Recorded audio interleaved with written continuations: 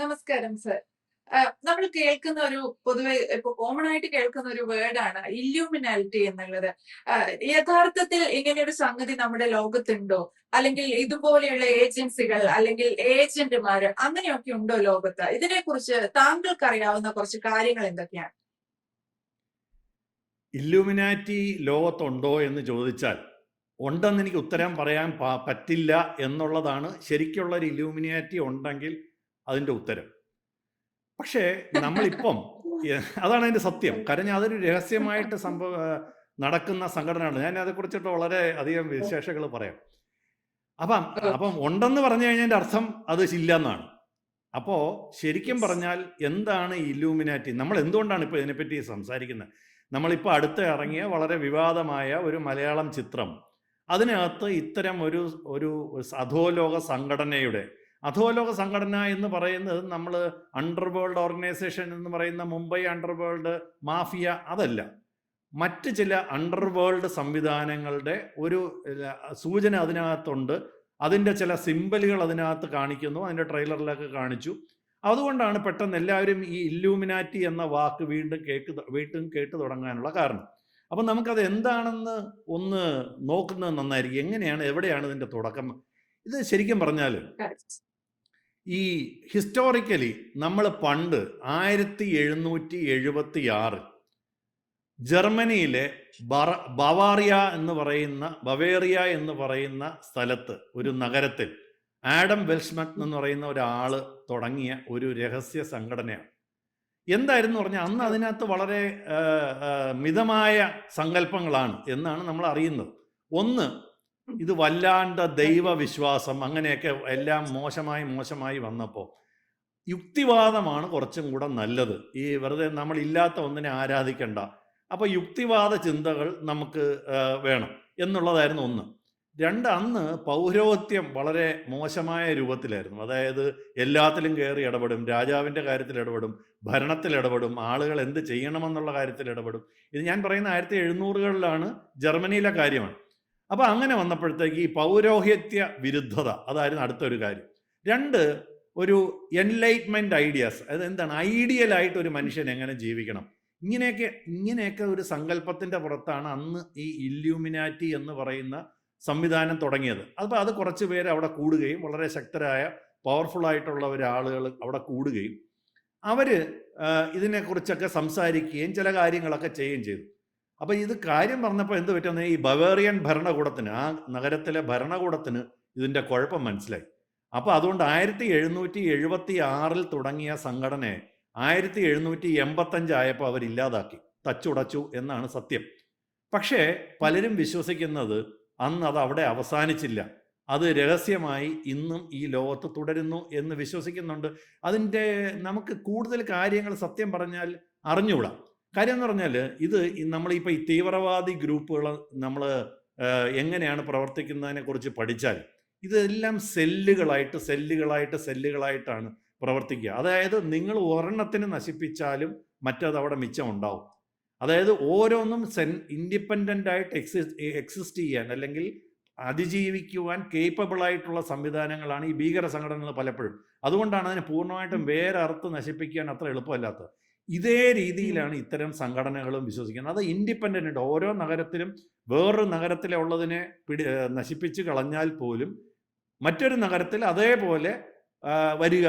അവർ code നെയിമുകൾ പലപ്പോഴും ഉപയോഗിക്കും, സിമ്പലുകൾ ഉപയോഗിക്കും.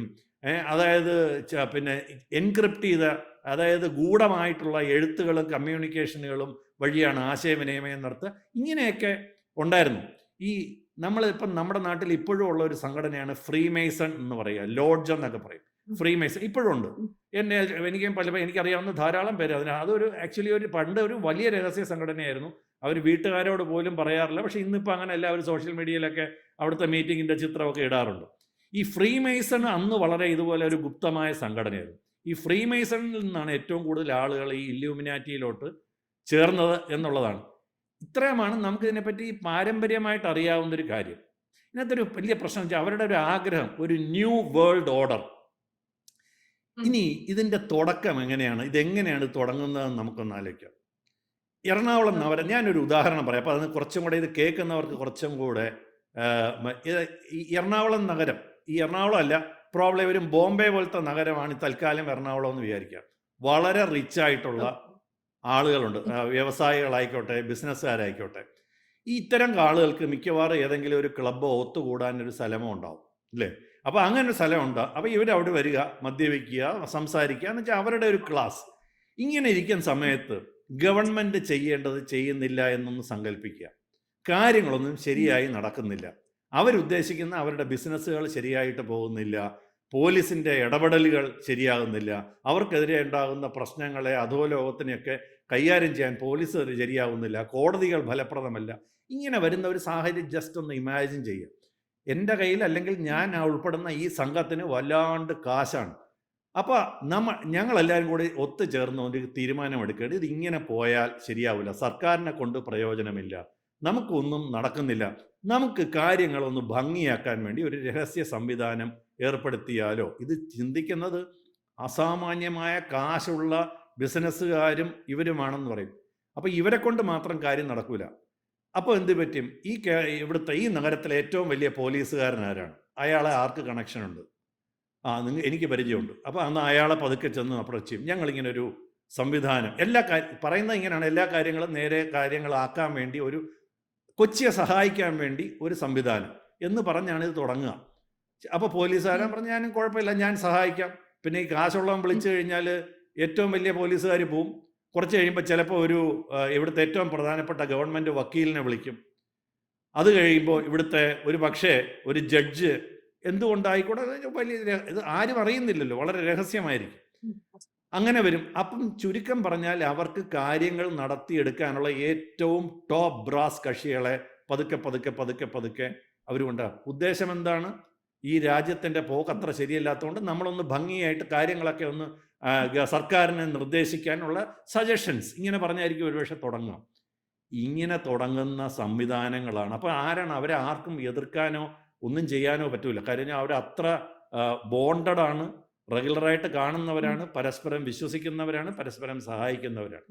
ഇങ്ങനെയാണ് ഇത്തരം ഒരു ഓർഗനൈസേഷൻ ഉണ്ടാകുക. ശരിക്കും പറഞ്ഞാൽ നമ്മൾ നോക്കുകയാണെങ്കിൽ ഇന്ത്യയിലെന്നല്ല, ലോകത്തിലെ എല്ലാ നഗരങ്ങളും ഇതിൻ്റെ വിവിധ രൂപത്തിലുള്ള സംവിധാനങ്ങളുണ്ട് എന്നുള്ളതാണ് സത്യം. എറണാകുളത്ത് പോലും ഉണ്ട് എന്നുള്ളതാണ് സത്യം. അതിനെ അവർ ഈ ലെവലിലോട്ട് വളർത്തിക്കൊണ്ട് വന്ന് കാണണമെന്നില്ല. ചെറിയ ചെറിയ സംഘങ്ങളുണ്ട്. ഇങ്ങനെ ഒരു സംഘം ലോകവ്യാപകമായി പടർന്ന് പന്തലിച്ചാൽ എന്ത് സംഭവിക്കും? ഇതാണ് ഇല്ലൂമിനാറ്റിക്ക് ഒരു ഉദാഹരണം. ഇനി എന്തുകൊണ്ടാണ് എന്നുവെച്ചാൽ, അല്ലാതെ സർക്കാരൊന്നും ചെയ്യുന്നില്ലെന്നാണ് എൻ്റെ വിശ്വാസം. അപ്പം നമ്മുടെ കാര്യങ്ങൾ നമ്മൾ തന്നെ നടക്കണം.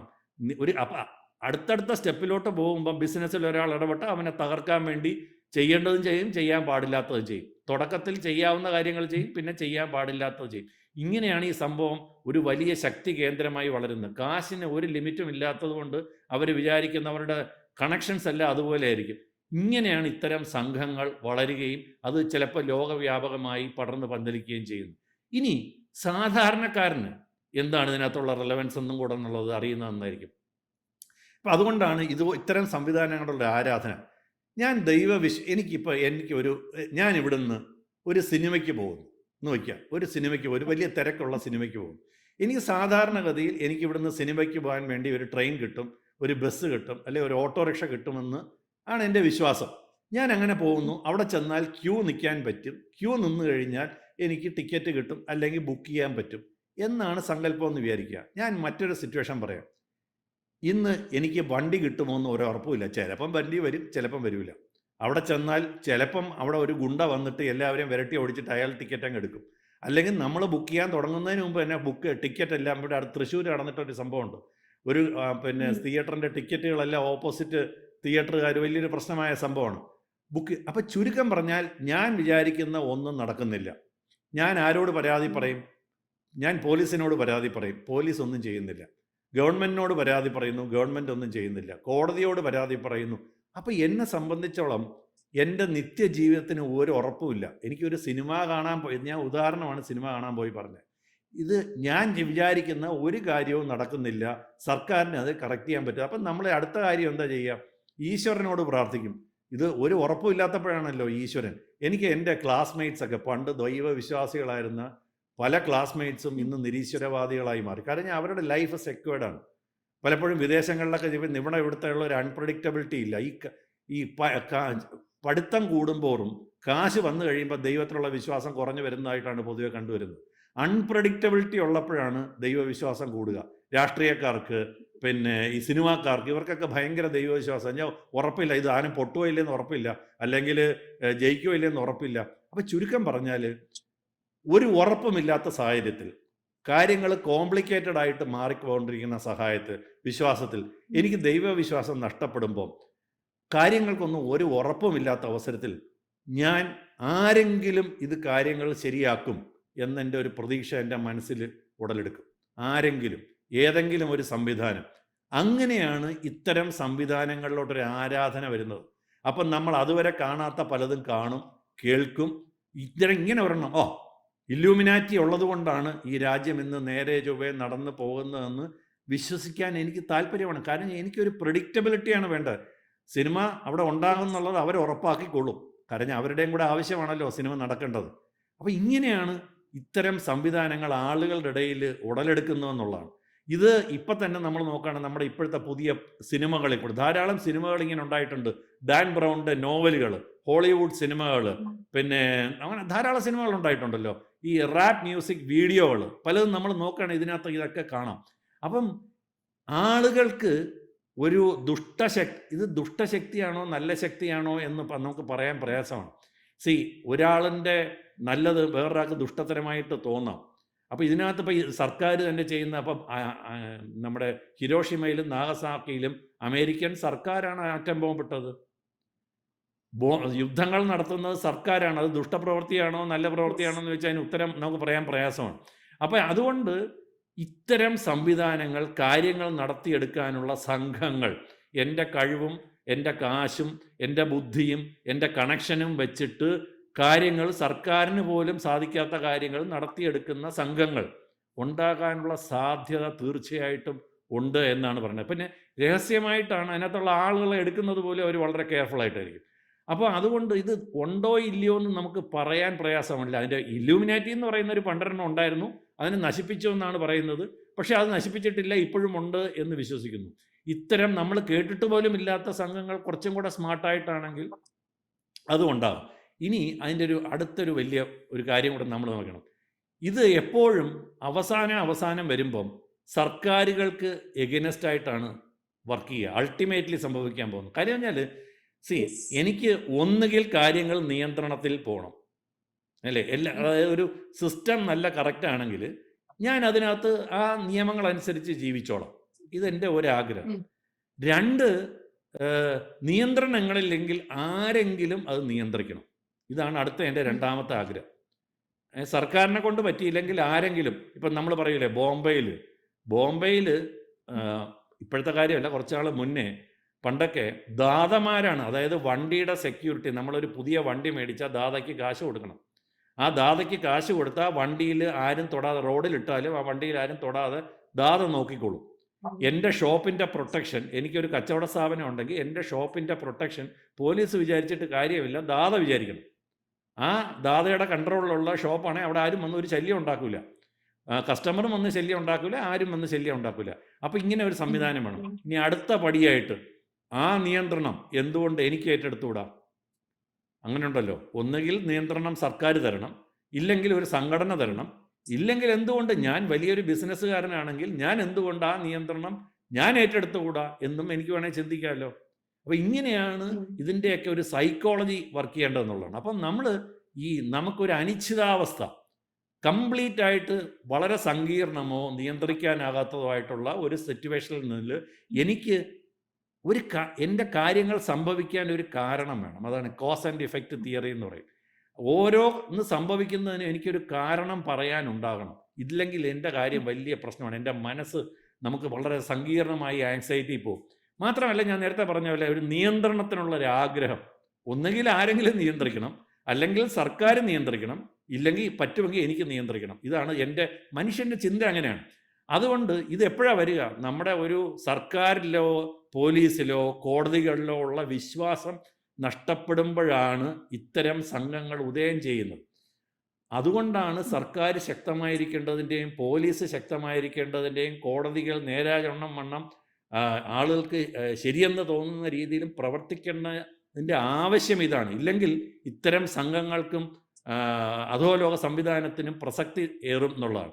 പിന്നെ മാത്രമല്ല, ഇതൊക്കെ ആളുകൾക്ക് തോന്നും കാര്യം നടന്നാൽ മതി, നമുക്ക് ജീവിച്ചു പോയാൽ മതി, എനിക്ക് കട നടത്തി കൊണ്ടുപോയാൽ മതി, പോലീസിനെ കൊണ്ട് പറ്റിയില്ലേ ദാതയെ കൊണ്ട് പറ്റും. അപ്പോൾ ഇത് വലിയ വലിയ കാര്യങ്ങളിലോട്ട് നമ്മൾ പോകുമ്പോൾ പിന്നെ എനിക്ക് അത്തരം ഒരു സംഘത്തിനോട് ചേർന്ന് നിൽക്കാനുള്ള ഒരു താല്പര്യം, എനിക്ക് വലിയ ആഗ്രഹങ്ങളൊന്നും, അധികാരമൊക്കെ അവർ ചെയ്തോട്ടെ, പക്ഷേ ഞാൻ ആ സംഘടനയിൽ അംഗമാണ് എന്ന് പറയുന്നത് എനിക്കൊരു വലിയ ക്രെഡിറ്റാണ്. ഇങ്ങനെയൊക്കെയാണ് നമ്മുടെ ഈ നമ്മുടെ സിറ്റിയിൽ പോലും, കൊച്ചി നഗരത്തിൽ പോലും ഇത്തരം കാര്യങ്ങൾ കൊണ്ട് ഇത്തരം സംഘടനകളിൽ ചേർന്ന് ഒരു വലിയ ലാർജർ ദാൻ മീ ഒരു സംവിധാനത്തിൻ്റെ ഭാഗമാകാൻ ആഗ്രഹിക്കുന്ന ധാരാളം പേരുണ്ട്. അപ്പോൾ ഇത്തരം സംവിധാനങ്ങളുണ്ട്. ഐഡിയലി എന്താണ്? ഒരു ജനാധിപത്യ രാജ്യത്ത് ജനങ്ങൾ തിരഞ്ഞെടുക്കുന്നവരായിരിക്കണം ഇല്യൂമിനാറ്റി. ഞാൻ പറഞ്ഞത്, അതായത് സർക്കാരാകണം ഇല്യൂമിനാറ്റി, ഓൾ പ്രിവൈഡിങ്. അല്ലാതെ വേറെ ആരെങ്കിലും, ഞാനൊരു ബിസിനസ്സുകാരനാണ്, അല്ലെങ്കിൽ എന്നെപ്പോലെ ഒരു 100 ബിസിനസ്സുകാർ ചേർന്ന് കുറച്ച് അധികാരികളെയും കൂട്ടി ഞാൻ കാര്യങ്ങൾ തീരുമാനിക്കുന്ന ലെവലിലോട്ട് എത്തുന്നതിനേക്കാളും എന്തുകൊണ്ടും നല്ലത് ജനാധിപത്യ സർക്കാർ, ശക്തമായി ജനാധിപത്യ സർക്കാരായിരിക്കണം എല്ലാ കാര്യങ്ങളും തീരുമാനിക്കേണ്ടത്. ഇല്ലെങ്കിൽ ഇത്തരം സംഘങ്ങൾ തലവെക്കും. അത്തരം ഒരു സംഘത്തിൻ്റെ കഥയാണ് ശരിക്കും പറഞ്ഞാൽ ആ സിനിമ പറയാൻ ശ്രമിക്കുന്നത് എന്ന് നമ്മൾ സൂക്ഷിച്ചു നോക്കിയാൽ മനസ്സിലാവും. അതാണ് ആളുകൾക്ക് ഇത്ര ആവേശവും. ഇതാണ് അതിൻ്റെ ഒരു കാഴ്ചപ്പാടായിട്ട് എനിക്ക് തോന്നുന്നു. ഇതിൻ്റെ കുറച്ചാൾ ഇതിൻ്റെ പുറകെ നടന്നിട്ടുള്ള ഒരാളെന്ന നിലയിൽ. കറക്റ്റ് ആണ്, വ്യക്തമാണ്. പക്ഷെ ഇപ്പോഴും ഇല്യൂമിനാലിറ്റി ഉണ്ടോ ഇല്ലയോ എന്ന് ചോദിച്ചാൽ അതിന്റെ ഉത്തരം നമ്മുടെ കയ്യിലും ദുരൂഹമാണ്. തീർച്ചയായിട്ടും ദുരൂഹമായിരിക്കണമല്ലോ, അല്ലെങ്കിൽ പിന്നെ അതിനകത്ത് പ്രസക്തിയില്ല. അത് ഞാൻ ഒരു കാര്യം കൂടെ പറയാം. എനിക്ക് ഒരു രൂപമുണ്ടെങ്കിൽ മാത്രമേ എന്നെ അധികാരികൾക്ക് പിടിക്കാനാവൂ. എനിക്കൊരു രൂപമില്ലാത്ത സംഘടനയെ, മുഖമില്ലാത്ത സംഘടനയെ വലിയ പാടാണ് പിടിക്കാൻ. അതാണ്. ഇല്യൂമിനാലിറ്റിയും അങ്ങനെ ആയിരിക്കാം. ഒരുപക്ഷെ അതിനൊരു മുഖമില്ലായിരിക്കാം, എവിടെയാണെന്നൊരു ലൊക്കേഷൻ ഇല്ല, ആളുകൾ ആരൊക്കെയാണെന്ന് അവ്യക്തം, ദുരൂഹമായി തുടരുന്ന ഒരു സീക്രട്ട് ഏജൻസി എന്ന് നമുക്ക് വിശേഷിപ്പിക്കാം. അതുണ്ടോ ഇല്ലയോ എന്നുള്ളതും സംശയമാണ്. എങ്കിലും എനിവേ, താങ്ക് യു സർ. കൂടുതൽ വാർത്തകളും വിശേഷങ്ങളും നിങ്ങളിലേക്ക് എത്താൻ ABC മലയാളം സബ്സ്ക്രൈബ് ചെയ്യുക, ബെൽ ബട്ടണും അമർത്തുക.